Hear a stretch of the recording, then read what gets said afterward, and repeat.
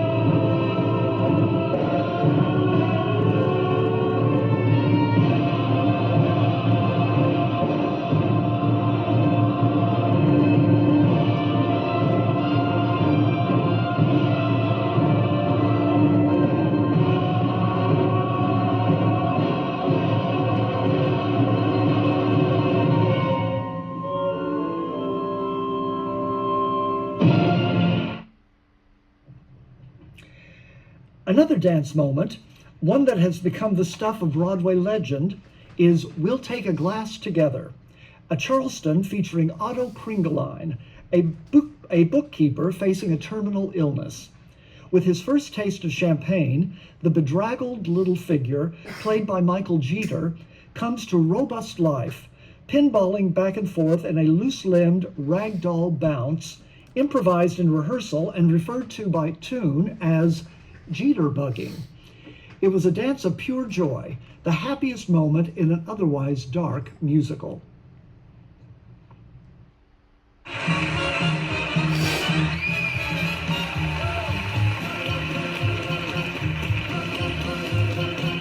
We'll take a glass together in celebration of our meeting, in celebration of our being face to face, friendly, civilized, members of the race. I'll drink to you. No, I to you. You'll drink to me. Then you to me. I'm sure we do. I know we do. But find no finer company. Thank you, Baron.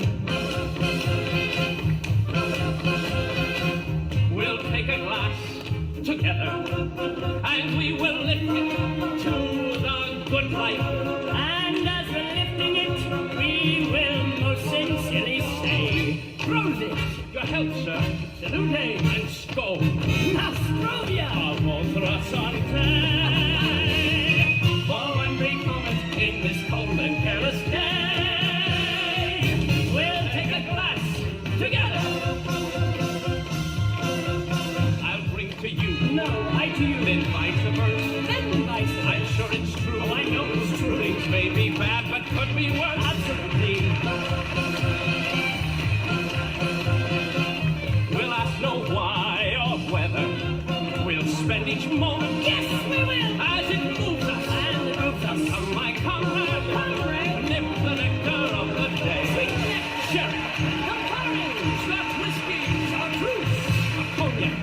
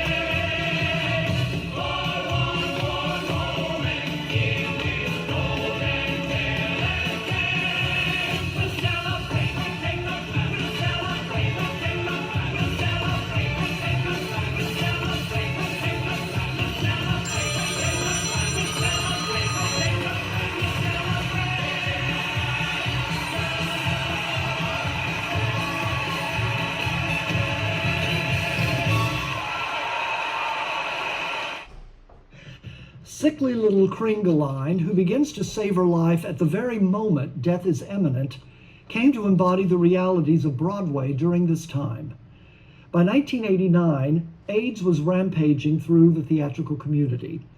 Choreographers, directors, producers, playwrights, designers, actors, stage managers, the famous and the unheralded, were among those who were dying, and many more living with the AIDS virus.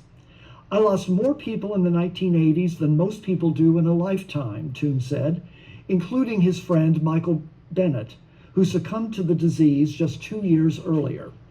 Kringeline's resiliency in the face of death struck chords of recognition and empathy with audiences and gave Grand Hotel an added emotional heft. Grand Hotel ran over 1,000 performances and won Tony Awards for Toon, for both choreography and direction. With Bob Fosse, Gower Champion, and Michael Bennett now gone, Toon was acknowledged as the last of the superstar director-choreographers. He reconfirmed that status with his next musical.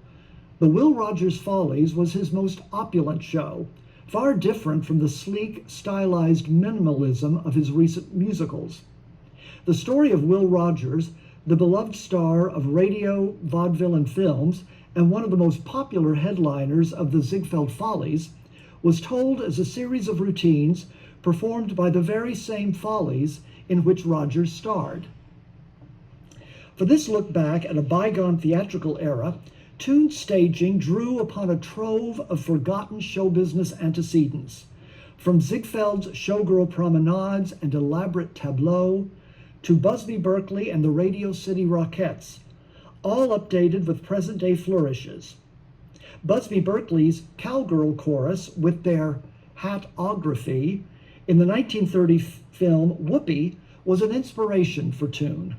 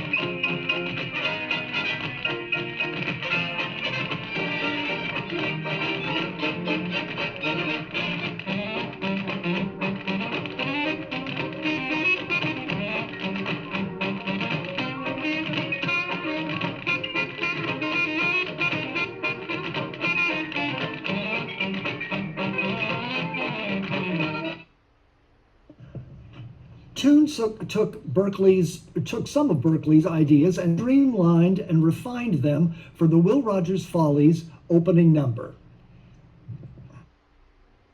The drums and smoke were long ago now. Today we use the radio once a week. Can't end my day without Will.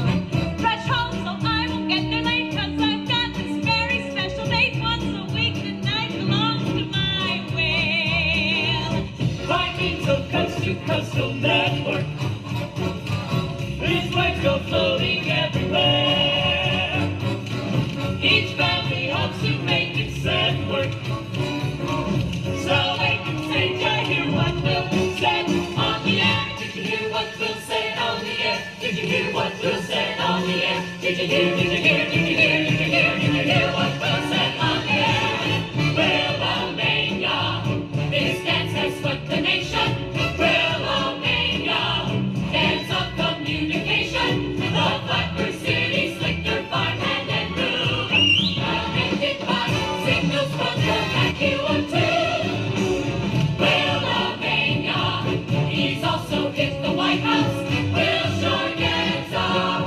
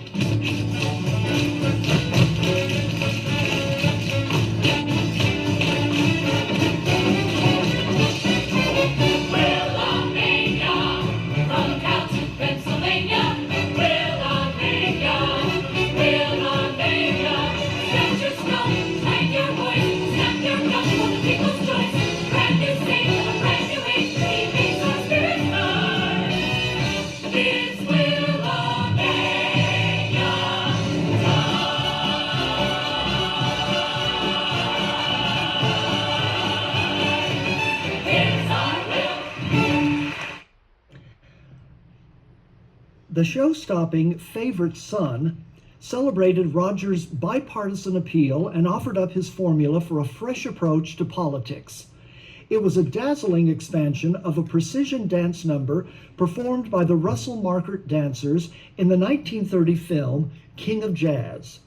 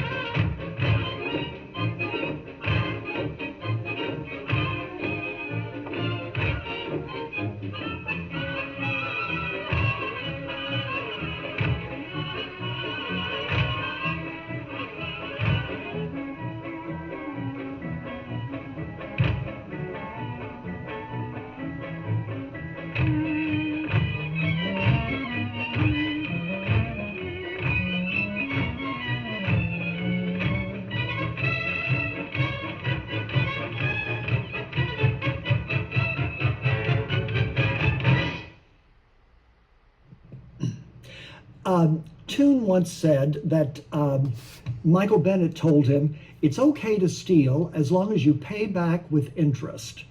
And in Toon's reincarnation of this number, the pace is quickened to capture the rhythm of the lyrics. The routine, flawlessly performed, creates a delicious blur of whizzing colors and crisscrossing limbs. He really paid it back with interest.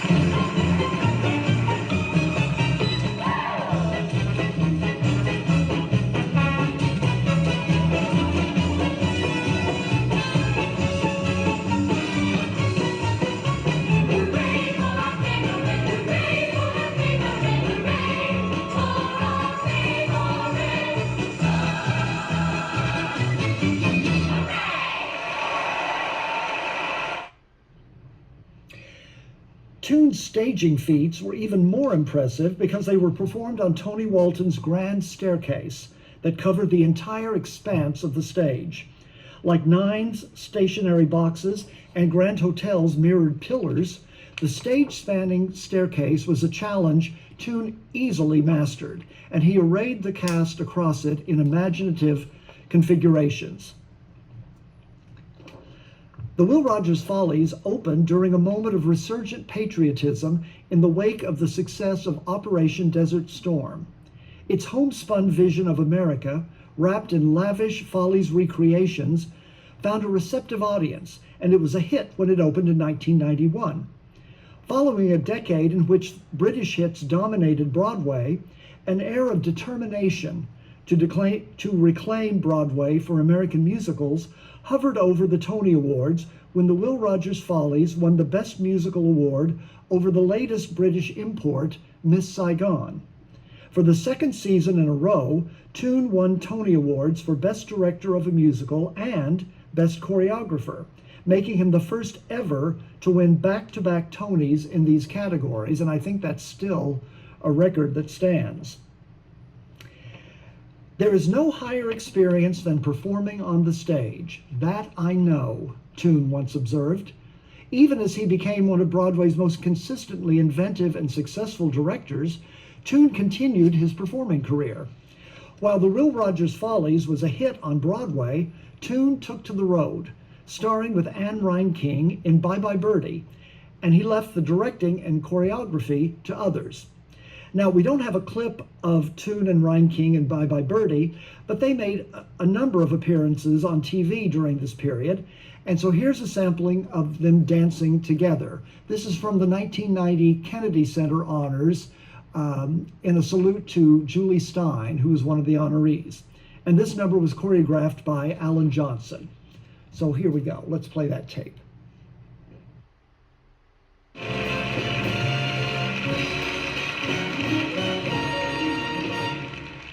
Miss Reinking. Oh, Mr. Toon. Song and dance? Take a chance. Gershwin. Berlin. Porter. Sort of. Julie Stein. That's fine. Just in time.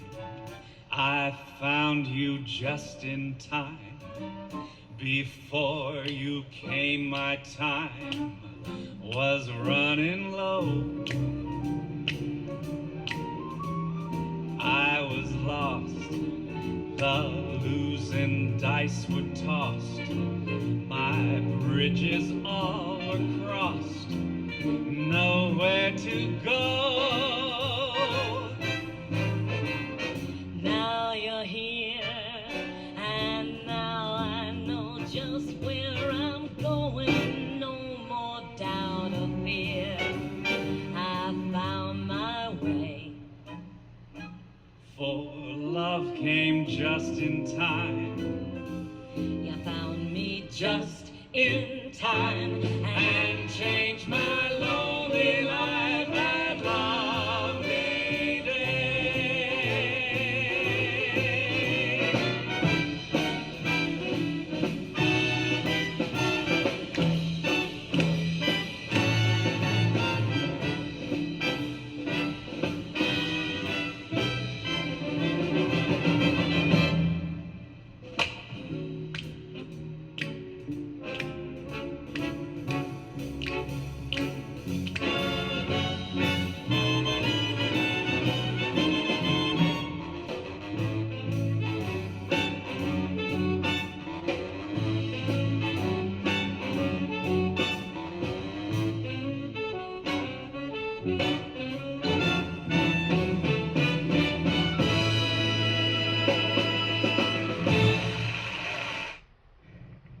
In the 1980s, Toon created a concert act for himself, harvesting American songbook standards for a song and dance presentation that he sometimes referred to as contemporary nostalgia. Old plus old equals new, Toon said, but there was nothing gauzy or dated about the performance. Toon performed the material with fresh exuberance and delight, as if it had just been created.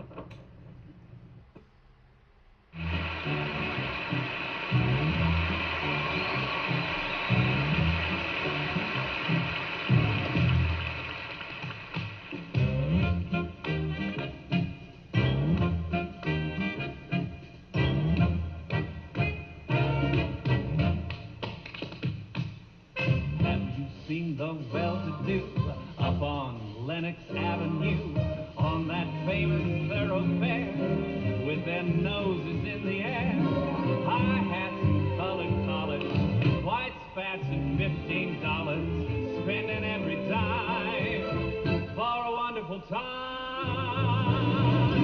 If you're blue and you don't know where to go to, why don't you go where Harlem sits, putting on the Ritz.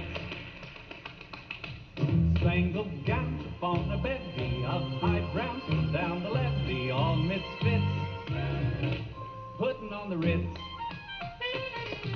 That's where each and every Lulu Belle goes, every Thursday evening with her swell beau, rubbing elbows.